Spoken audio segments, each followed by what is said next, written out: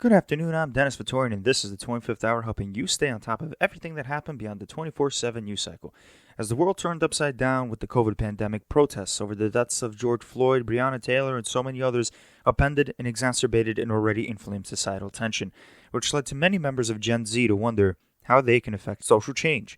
Welcome, Ossé, the youngest member of the City Council's class of lawmakers, who was fed up and launched his campaign on Juneteenth without any prior political experience and won, beating back establishment candidates to represent the 36th district encompassing Bed-Stuy and North Crown Heights in Brooklyn. Chi hit the ground running, using his experience as a founder of the activist collective Warriors in the Garden to harness the energy of his community to fight for social change, and today we talked to him about his now increased experience as a New York City legislator, how his ambitions met the realities of governing, as well as his thoughts on the current political climate. Councilman Chi Ossé, thank you so much for joining us on the 25th Hour News. I really appreciate your time today. Thank you so much for having me, Dennis. It's a privilege and an honor to be here speaking to you. You humble me, sir. You humble me. Thank you. So it's been some time now that, since you've been elected into your current seat, you don't have any previous legislative experience. I think that many regular day-to-day New Yorkers look up to you when, they wonder if they could just run for public office, quote unquote, out of the blue, so to speak. So now that it's been some time, how have you balanced so far the day-to-day realities of legislating versus still trying to accomplish the ambitious goals that you set for yourself during the campaign? Absolutely. I mean, that's a great question. I ran on a pretty broad progressive platform in terms of some of the issues and policies that I advocated for, whether it was, a Green New Deal for New York City, whether it was a full reimagination of what public safety looks like. Obviously those are still issues that I'm still very enthusiastic about and would love to complete within my term or within my time in office. Maybe not so much my term, but I've had to confront the reality of being in an institution such as the City Council, and I'm sure to many of your listeners that know how politics works and how government works, they shouldn't be surprised as well. But in many ways, I wasn't surprised in terms of how what maybe slow slash ambitious my platform was when I was running for office, but I digress. When I got into the council, I think it gave me a better perception of what the landscape looked like in terms of political ideology. I remember a lot of people were talking about this next class of council members being, the most progressive class of council members elected. And I think that was a little too good to be true. And I think the press really wanted to pick that up. And while, I think many people may see a lot of the things that I ran on to be ambitious and maybe in some ways unachievable, I think what I've done in the 11 months that I've been in office is laid down the groundwork for the issues that I ran on. So, for example, talking about public safety through a different lens that did not, or I guess does not just solely pertain to investing in cops and having, more law enforcement and incarceration on our streets. Throughout my time in office, both through my local budget of, capital funds and discretionary funds, we've invested in things that, what I believe to be alternatives to public safety, whether it's, cure violence organizations, whether it's nonprofits that do outreach for folks that are struggling with addiction. Within my power as a council member, however big or small you see that power to be, I've been practicing what I preach, and showing this type of leadership that this community has never seen, that speaks to, I guess, the platform that I ran on. So even if it's not, these citywide legislative changes, that I ran to do, I'm still doing that work on a local level. And even, legislative speaking, I ran on a platform where I was, saying that I was going to combat the rodent crisis in New York City. And, just last week, we passed my second bill with couple of other council members called the rat action plan, which is, initially taking the first steps to make a dent in our rodent population and laying down the groundwork again for, hopefully seeing a decrease in rats in the city. So, it's 11 months in office. I'm a freshman legislator. While there are so many more things that I want to get done. I think I've really done as much as I possibly could do, while also speaking to, the promises that I made to my constituents, but also letting them know that there's a lot more work that I need to be doing. I just need more time. I remember you talking about the rat problem even before you were elected, so it is good to know that on your platform, that's exactly what you were paying attention to, is not just the ambitious goals, talking about defunding the police or at least making some sort of change to our current system so that it's more equitable, but you're also talking about sanitation. And now everyone says that once you're actually a legislator, when you meet the reality, you have to compromise a lot. And you're also talking about delivering for your constituents on the things that you were saying as well. Has compromising been difficult? Have you needed to have tough conversations with some of your supporters that wanted you to pass some of your lofty goals a little bit faster than one might expect to actually pass once you're a legislator? How have those conversations have gone? How do you feel you've been balancing compromising versus talking to your supporters and saying, all right, guys, I do need more time? How's that conversation been? How does that feel? Yeah, I mean, I think I'm rather lucky. In the time that I've been in office, I really haven't had to, and when I think about the word compromise, especially in the realm of politics, I see it as concessions for values and ideals that an elected official makes. Mhm. And I really don't think I've made any concessions about who I am and what I set out to do. I think I got smarter in terms of how to navigate the political field and how to say things in, a way that people hear it and maybe in a sense that isn't as aggressive as, I initially set out to do what I'm doing. But I've moved through my time in office with truth. And I think it's only done me well, whether it was my vote on the Adams budget, and being one of 6 council members to vote against the budget, which is a very dangerous thing to do as a only freshman council member in the council, but as a council member in general, because of the ramifications that are presumed to, happen after a vote like that. But, throughout every single thing that I said that I would do, in one way, shape, or form, I have been, showing that through my leadership. And, I still have gotten a lot done. Like, even if there's so much more that I need to do. I've passed 2 bills. We've launched a program this summer where we're expanding free Wi-Fi to Nitro residents. And now the mayor's expanding that citywide. We've instituted a weekly food distribution services called Wellness Wednesdays, where we're partnering with local nonprofits and city agencies to provide help to our constituents, again, on a weekly basis. Started participatory budgeting in my second week in office, doing another round right now. We have, a community assembly tonight with over 70 RSVPs. I've been moving through, again, politics as myself, while also bringing, this creativity and programming along with my team that has shown my constituency and supporters that we're really working, and we're really working through a lens of tackling poverty, which I perceive to be the source of violence and crime and all things bad that exists within my community. I hope I answered your question. You did, and I see as you talk more and more about your legislative work, you become more animated, more excited. The energy is running through you. I see that. Do you feel like your constituents understand the work that you're doing?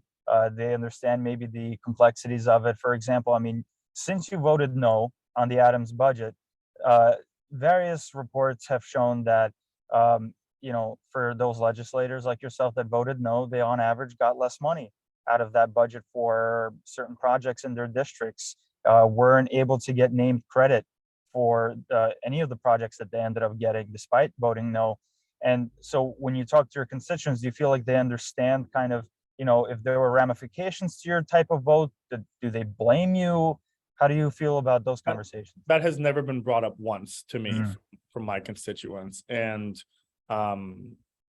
I mean, when you think about why folks voted no on the budget, I guess the six of us, it was because of the cuts that, many of our schools were seeing. I think parents, Mhm. my constituents care more about, schools seeing cuts in funding than they do, a small project, maybe park in my neighborhood receiving $1 million or $2 million. Mhm. And I will say that, uh, punishment was minimal. Like I didn't get credited for some of the projects that the speaker funded, but I mean, I didn't really run for office to get credit for, Mhm.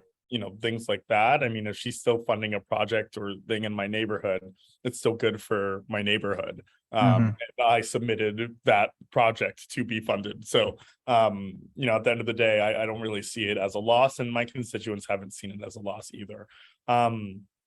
I show up, my team is working day in and day out, whether it's through constituent services, showing up at events, putting together events. People see that we're doing the work, and those that I've seen, have an issue with some of the work that I may be doing, or me as a elected official. I think I've always had an issue with me and my pathway to politics, and Mhm. I believe in the work and we're doing the work. And I've seen my constituents at the many events that we go to recognize that work and are appreciative of the leadership that is exhibited throughout this office. So to shift gears a little bit, we're as of the time of this recording, we are under a week from the midterm elections, and a lot of seats are at stake on the local level here in New York. Um, Now, as you do the work, the big themes of the campaigns have been against public safety, regardless of whether or not the stats are correct. When Republicans or Democrats pull out bail reform numbers, do you feel like the criticism has been fair against Democrats, that the bail reform laws are too lenient, that the statistics on crime have gone out of control, that the residents of New York City, they don't feel safe? Do you feel like that there's been fair criticism? Democrats are terrible at messaging, and Mm. that is not new. It's something that I hope will change. I saw President Biden, speaking at like a rally or press conference yesterday to get out the vote for this election, and when he was speaking about deficits, Americans don't really care about deficits right now. Democrats, both local, statewide, federally, are poor at messaging. And I think where the Democrats made a mistake, especially when it came to public safety and bail reform, is that I've talked to constituents that are pretty moderate and centrist about bail reform, and they understand that statistically speaking, Mhm. the bail laws are not contingent on the perceived increase in crime, or however you want to call it. But I Mhm. think the second that Democrats started conceding to some of these claims that bail reform was problematic, it opened up even more criticism and gave the right a stronger leg to stand on in terms of attacking the Dems for their public safety stance and whatnot. I had a constituent message me yesterday on Instagram saying that they voted for me, someone that was marching in the streets advocating for reallocation of funds from the NYPD, but they're voting for Lee Zeldin for governor. And Mhm. this is something that is happening across this state, across this country. And part of it is messaging from Democrats, and then another part of it is, well, moving in a way that people hate. People hate corruption when it comes to government. People are tired of establishments when it comes to government, and Mhm. especially whether it's Democrats, whether it's Republicans. And there is, a political establishment that exists on the Democratic Party.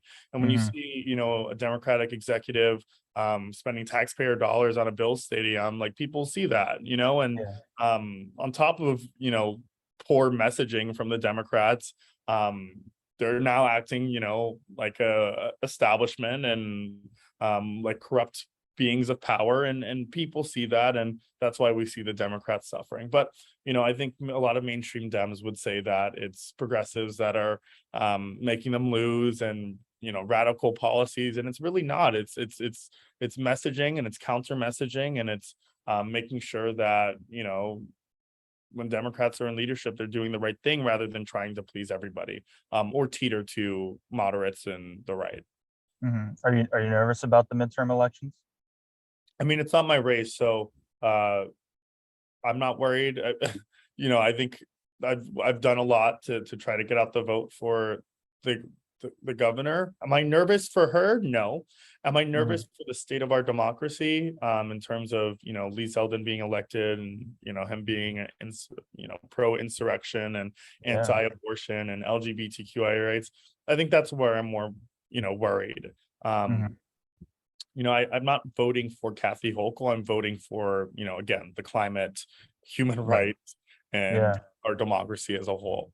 But I would not be surprised if she lost because of, how Democrats run their races. And we see them, running stronger and harder campaigns against the left more Yeah. than they do against Republicans. Yeah, it seems like the Republican, well, I mean, maybe it's obvious to someone like you and me. The reporting has shown that, the Republican fervor for this election it seems like their excitement is way above Democrats. And here in South Brooklyn, where I live at least, I see Zeldin signs everywhere. Yeah, I I see just signs saw for that too, Republican yeah. candidates everywhere, but I'm not seeing Hochul signs. Yeah. I'm not seeing signs for our local Democratic officials running for office against them. And it's on my part, I am a little nervous. And there has been recent reporting that even here in Brooklyn, the Brooklyn Democratic Party, it doesn't seem like they're really doing much at all. Some of the, What do you think contributes to maybe the lack of Democratic excitement? Is it just the messaging? Is it something else? Is it because it's a midterm? I read an article recently about the governor's leadership, and I think it spoke to, how establishment Democrats seem to be leading and seem to be, not only leading, but like also how their messaging works, but they try to please everybody. You can't please everybody. Or mainstream Democrats are so scared of being called socialists and the radical left and, pro-crime and stuff. And, instead of being like, we're not, and trying to you don't have to say you're not when you're already supporting the police as a mainstream Democrat. Speak about, the rollbacks to, gun reform and gun restrictions. There's just I feel like there's no firm fight and stance that Democrats have, which I think are easy stances to make. But again, they probably don't want to piss off constitutionalists that, like the Second Amendment, and they don't, it's when you don't pick a side, you lose all around. And I think that's where the Democrats have kind of gotten themselves as of late. You think it's because Democrats have a bigger tent than the Republican Party?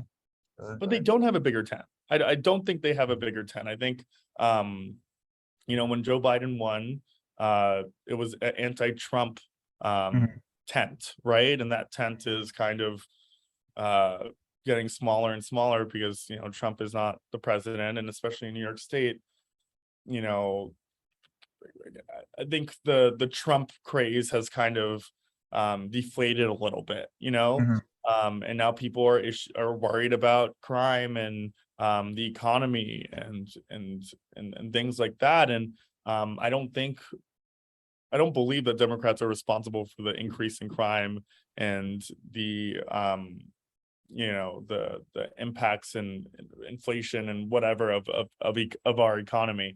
But Democrats are not combating that messaging well enough in terms of talking about corporate greed and corporate interests, in terms of how they're affecting inflation and how the pandemic has caused an increase in crime, how there's a lack of funding for mental health services. I'm just speaking to a judge last night about just our judicial system, and how we were talking about the issue of bail, how there can be someone that slaps someone on the train and they get arrested and they have to go to court.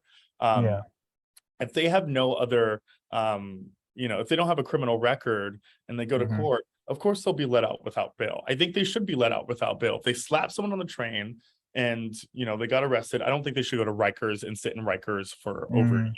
However, when they do get out of jail, there should be, some mental health counseling. Why did that person slap a person on the train?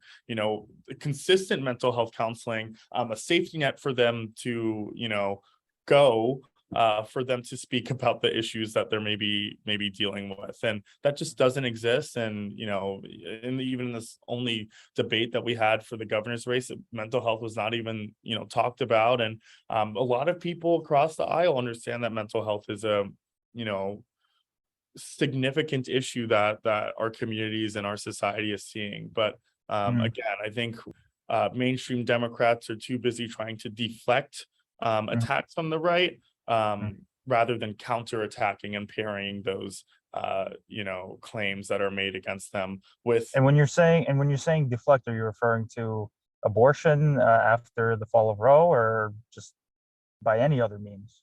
I mean, I think abortion has been like maybe one of the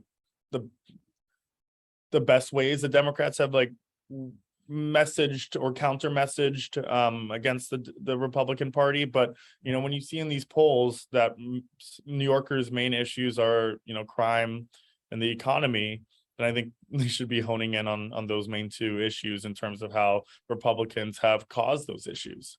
Okay. And the other question that comes up as I've been listening to your answer is, since crime is the number one issue and inflation is a close second, it seems like it's switching on and off every time a new group of New Yorkers are being surveyed. Do you see any sort of maybe messaging problem on the part of progressives also, not just mainstream Democrats? Because there was reporting about your colleague Tiffany Caban getting into this rhetorical trouble about, instead of calling the cops for any type of event or a certain type of event, we need to kind of practice some sort of restraint. I mean, Republicans kind of grabbed onto that and started running immediately, saying, look, progressives, they don't want you calling cops whatsoever. And do you feel like maybe there is any kind of messaging issue on the part of progressives? I mean, are we talking about Tiffany Caban as Tiffany Caban, or are there other examples of progressives, taking that approach to? Well, we're talking about in general. I think Tiffany, Councilmember Caban, is seen as a pariah of the right, and I think anything that she says, they'll really blow up out of proportion, and put her as the poster child of the progressive movement. And even if you look at some of the things that she was saying, or what was in that poster, I think a lot of it was taken out of context, especially given the fact that a person was innocently, or EMT was innocently killed in her district. I think the week that she did post that, I can't speak for her in terms of the messaging that she put out regarding that. But I mean, if you listen to progressives today, at least from where I am, I don't think anyone's really talking about defund as much as people say that we are. I don't think I think that like we're so easy to be put out there as the scapegoat for radicalism. But I think if you really listen to a lot of the issues that the progressive movement or electeds are talking about, it really is a lot of advocacy around quality of life issues that exist in New York City. And I guess I can't really speak for the progressive movement, but this is how I've been speaking. But I believe that housing stability in our city provides safety for New Yorkers. I believe mental health services provides safety for New Yorkers. These issues are issues that are frequently coming into my office and the offices of my colleagues, and this is what we've been talking about and championing within our local institution that is the city council. So I can't really speak to Tiffany Caban as being like the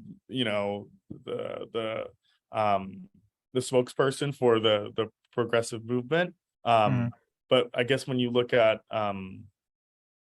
I guess like I think I don't even think Tiffany's messaging is like incorrect either. I mean, I saw her yesterday tweet something about she had a bill that was just passed in the council that would provide, government support and I guess a centralization of services for domestic violence survivors.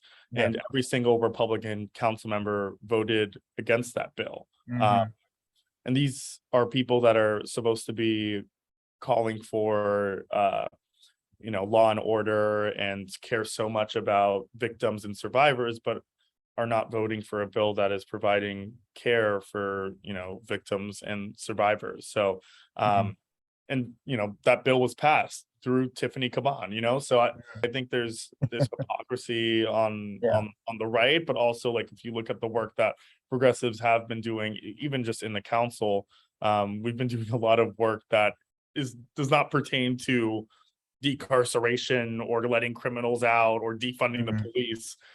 We've been tackling quality of life issues that are really catering to working class New Yorkers and communities.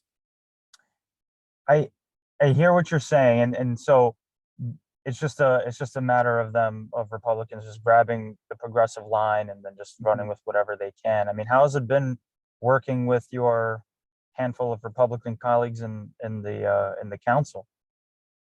Do you feel like they're way out of step from where you are? I mean, it kind of goes back to having to compromise, but how's it been like working with them? I mean, I know you've had some spats with Vicky Palladino, so. Well, I'm cordial with most of them, but the Republican Party is an anti-democratic party at this point. We have a party that is supporting insurrections and coup d'etats when they don't agree with the results of an election.